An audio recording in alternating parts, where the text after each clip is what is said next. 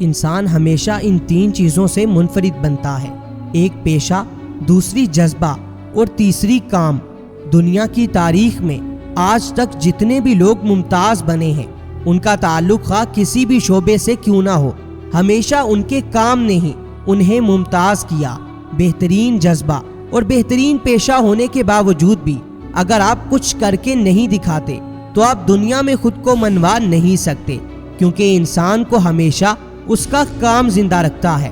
لہٰذا اگر زندگی میں کامیاب ہونا چاہتے ہیں تو اپنے پیشے، جذبے اور کام پر توجہ دیں۔ اگر آپ یہ 3 قدم اٹھا لیتے ہیں تو آپ یقیناً ایک کامیاب انسان بن سکتے ہیں۔ یاد رکھنا کہ جو انسان اپنی انرجی بچا کر رکھتا ہے وہ کبھی خوش نہیں ہو سکتا۔ وہ یہ سمجھ رہا ہوتا ہے کہ میں اسے کسی اور کام میں استعمال کروں گا، حالانکہ یہ سراسر دھوکہ ہے۔ لہٰذا کبھی اپنے شوق اور جذبے کو بچا کر مت رکھیں، اور کبھی یہ انتظار مت کریں کہ میں کسی آئیڈیل وقت میں اسے استعمال کروں گا، کیونکہ آئیڈیل وقت کبھی نہیں آتا، بلکہ آپ کو اپنی محنت سے، اپنی ہمت سے اور اپنے جذبے سے اپنے وقت کو خود آئیڈیل بنانا پڑتا ہے۔ آپ جس بھی شعبے سے منسلک ہیں اس میں محنت کریں، اپنے کام میں 100% ضرور دیں۔ یہ مت سوچیں کہ آپ کو آپ کی محنت کا اجر نہیں مل رہا۔ یاد رکھنا کہ دنیا بھلے آپ کو آپ کی محنت کا پھل نہ دے، لیکن وہ محنت قدرت کے ہاں محفوظ ہو جاتی ہے۔ ہمیں لگتا ہے کہ ہم کسی کمپنی کے لیے کام کر رہے ہیں، جبکہ حقیقت میں ہم قدرت کے لیے کام کر رہے ہوتے ہیں۔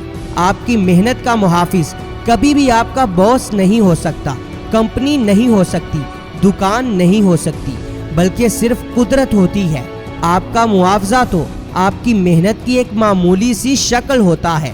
یاد رکھنا کہ آپ کی تنخواہ ہی سب کچھ نہیں ہوتی، بلکہ اس کا ایک بڑا حصہ قدرت کے ہاں بھی جمع ہو رہا ہوتا ہے، اور پھر ایک دن اسی محنت کے بدلے میں قدرت آپ کو ممتاز بنا دیتی ہے۔